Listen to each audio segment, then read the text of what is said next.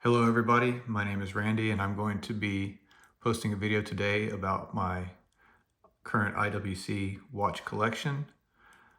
Uh, also talk about where I was before I got into IWC and what I hope to add to the collection.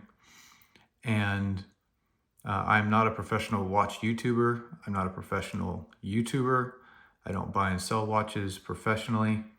I just have come across a few pieces from IWC and I really enjoy them, and I felt like posting a video. And the first thing I want to say is I don't live near a formal IWC boutique, and so a lot of my assistance has come from the online and phone concierge. For the US, it's been a wonderful woman named Lauren, who has been extraordinarily accommodating and helped me get helped me get the Seratanium Chronograph 41 and the Mark 20, and she's facilitating some strap and bracelet orders, which right now I'm not going to talk about. The difficult thing is there's so much to talk about with these three watches, so I'm going to break it up into 3 videos. Sorry that it's a bit wide angle in order to get everything in on my short little stand, but when I bring them into the center, they should focus a little bit better. And I think the best place to start is with the start. So my first IWC watch and why I got it is the Spitfire Bronze. Try to clean it off a little bit more for you. So this is a Spitfire Bronze. This is IWC, the IW326802. Now, a little caveat to this. If you go on IWC's website, you'll see 2 Spitfire Bronzes. And the reason that you see that, one is 326802, one is 326806. And it appears on the website that the only difference is the presence or absence of the ease exchange strap system, which you see that this one doesn't have. In actuality, the difference is the 326806 has the updated movement on the inside, which is 120-hour power reserve. I don't know that it's better or more accurate, but I know that 120 is more than 72. And when you have multiple watches, it's nice to have a longer power reserve. When I ordered this one, I ordered it from my dealer at Reed's Jewelers, who's fantastic. And it was sort of a mistake in terms of I thought I was getting the newer movement, but without the ease exchange, because I know IWC is having difficulty making the ease exchange straps, or there's a delay. At first I was a little bit miffed, but the truth is I'm not upset about it because I love wearing it, because I find it to be irrelevant, because the enjoyment I get out of it it's just great. And I would say that my only real frustration is with IWC, and if anyone's ever used their website, you know that their website is buggy and sometimes a little bit odd. But my frustration comes from the fact that they still have the older movement up right next to the new one. But if you go to the website, you'll see that the new one is grayed out, unable to be ordered. And I don't think it's because of the movement, because it shares the same platform as the Mark 20, if I'm not mistaken, but because of the ease exchange strap. And they're probably just trying to finish the inventory. But they cost the exact same amount. So if you get the newer one with the ending in 6, you get the ease exchange and you get the longer power reserve and you pay the exact same amount of money. And I think that that's just a little bit absurd, but I can see why they wouldn't want to drop the price of this one. But I think a small, very small premium on the new one, simply to differentiate them, would be worth it. But if you did buy this Spitfire at retail or used with this movement, you wouldn't be disappointed. It's fine. And then you can order the Ease Exchange strap from IWC. Yes, it's a little bit expensive, but when you feel the quality of the leather on the bracelet, on the strap, you realize that it's worth it. So why did I get this bronze watch to start out with IWC? Well, I wanted a bronze watch. And so I started out with a Tudor watch, the Tudor Black Bay Pro on NATO. And it's a GMT. It's got 200 meters water resistant. It's kind of a dive oriented watch. And it really is fantastic value for what you get.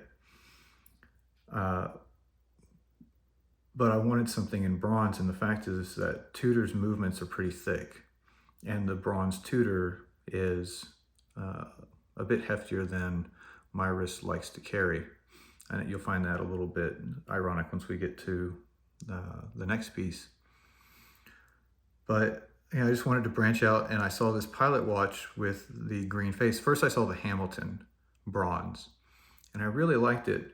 And I was actually going to buy it from a local dealer, but it wasn't in stock. And I looked around, and I found this, and I looked at the dial on the bronze, and I just couldn't get it out of my head, so I just had to have it. And then I started looking more into the history of IWC and the way that the watch is constructed. This one has a screw down crown, whereas the Hamilton did not. This one has 60 meters of water resistant, whereas I believe the Hamilton was either on par or less. Gold-plated hands or gold hands, I'm not sure, with these interesting sword hands, which we'll get to that in a minute, but things that I like and don't like. There's nothing that I don't like, except for the mistake in purchasing the wrong SKU. So this one also comes pre-sandblasted. Now I've worn this watch a lot since I purchased it almost half a year ago. And there's really only darkening and some blackening here on the crown and on the sides. And you can see on the inside where no air or skin touches it, you can see the shining bronze on the inside. The lugs haven't changed that much, but the truth is, since I've had it, you don't see the difference day over day. And when you hold it up next to a new one, you really do start to see it. And I think the darker it gets, the more attractive it gets, especially as the leather on the strap ages with it. It's just... So what are we talking about with this watch? Why a pilot's watch? One, it's 39 millimeters, which for IWC is pretty svelte. It's 10.6 millimeters thick, and it lays flat against the wrist. Now I have lady wrists. It's 16 centimeter, but my wrist is broad and flat across the top, and not particularly oval, more oval shaped and not round shaped. So these watches just fit, and you forget that they're there. And it was this watch and my absolute enjoyment of wearing it that turned me on to other IWC products. I knew after a couple of weeks of owning this watch that I was going to dive into IWC rather unhealthily. So some of the features about this watch that make it just phenomenal. One, the look. You just cannot beat this look. The green dial is matte, and it looks great in the sun. It looks great in the shade. The IWC pilot watches use these sword style hands, I suppose is what you would call it. And what struck me versus my other watches is that you glance at the face and you just know what time it is. There's no hunting and searching. I had an Omega Seamaster Diver 300M, and because of the shape of the hands and the fact that there was a circular indices and the end of the hour hand had a circle on it, it just took a few seconds to figure out what time it was looking at the watch. When you look at the IWC, you know what time it is. Unquestioned. It's just instantaneous. Now, do I live or die by knowing the exact time down to the minute? No, but it's very refreshing. I like the Roman numerals, or Arabic numerals, I guess I would say. Sorry. I like the Arabic numerals. I think it looks classy. I like how the date lines up perfectly with the numbers. It's not set out here or more towards the center. But if you were to draw a circle on the interior, it's pretty much in line, maybe on the exterior. If you drew a circle on the exterior, the arc would pretty much touch the edge of the numbers, the edge of the date window, and the edge of the next number. I like the accents on the dial. I like the red Spitfire. I like that it's not full of lettering. I just enjoy the symmetry of it. And as a rule, all of my watches have date functions. I sign a lot of papers, and it's important for me to have the date. The interesting thing about the IWC is that for its anti-magnetism, it uses an inner thin iron cage. Is that better than a silicone hairspring or Navicron or whatever Nomos uses, or whomever? No, not intrinsically. But it's an interesting piece of history because that's how they used to do it. And I think that you buy these things for the art and aesthetic and history of them. And so I don't mind that it adds just a hair of thickness to the watch. I think it's interesting. It's loomed at the 12, 3, 6, and 9 indices, and when you see it at night, it just explodes. And in general, it's fairly easy to tell what time it is with the luminescence. Although, as it gets a little bit more faded, as the night goes on, it can get a little bit tricky. I work at night oftentimes, and I do like the luminescence. What else about the watch? It goes with everything, even with the green dial. If you're wearing a brown leather belt, and it looks good with everything but black dress clothes. It looks great with boots. It looks great with tennis shoes and a pair of khakis or a pair of blue jeans. It's water resistant to 60 meters. Because of the bronze not wanting to touch your skin, it has a titanium case back. It looks fantastic.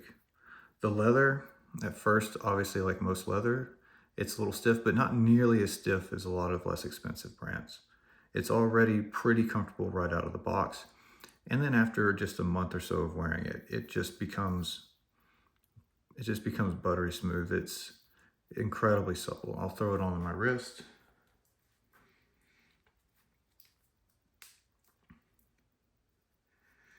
You can see the attention to detail. I punched an extra hole here because I typically can't wear bracelet watches because my wrist changes size quite significantly as a proportion of the size of my wrist. I have a small wrist, so a few millimeters of change is a large proportion of my wrist size. So I actually punched an extra hole here because in the mornings my wrist is smaller. You can see that the bronze clasp, very good attention to detail. Some manufacturers will sort of cheat and give a different color or different material. White date window matches the white numerals. They could have made it a color matched green wheel with a white number, would have looked cool, but it would be a little bit asymmetrical because it would be so much more green. I think the white keeps the overall theme. I love because of, I guess, my skin chemistry or the way that I use the watch, it's turning more black and I don't see any real green. I see some spots. And if it does become green, I'll clean it. But as long as it just gets a little bit blackened, I'm going to leave it just like it is. So we're already getting about 15 minutes into this video, and I'm not very good at this. I don't have too much of a script laid out. So I'm going to call it quits here. What would I recommend? I would recommend, if you want this watch, hold off until you can get the ease exchange and the 120-hour power reserve. And if you don't want to wait, and you're not much of a strap changer, which I am, just go for it. It's simply phenomenal. I thought as I expanded my collection that this would just sit, and it doesn't. It stands up, even though it's a roughly $5,000 watch. It stands up against anything else in the catalog. It's simply enjoyable to wear, and I encourage anyone who wants a bronze watch to have a look at this one. And if you call the IWC concierge, she will send it to you, and as long as it is in perfect condition, you can send it back. And if it's not for you, it's not for you. But once you put it on and see it in the mirror and see it on your wrist, I can't imagine not keeping it, especially for the value that you get. You get a fantastic feel, fit, finish, look, strap, bronze clasp, dial goes with so much. And even though I've expanded to include somewhat more expensive and a little bit classier to significantly more expensive and super cool watches, I can't not wear this on a weekly basis. So if you have any questions, please let me know in the comments, and I will answer them. And if you have any negative feedback, you can keep it to yourself. Have a great day, and look for part 2 and 3 coming up very soon. I think next, unless someone says something different, I will go with the Ceratanium chronograph, and I will round it out with the Mark 20. And during that video, I will say what my next purchase is most likely to be. Thank you.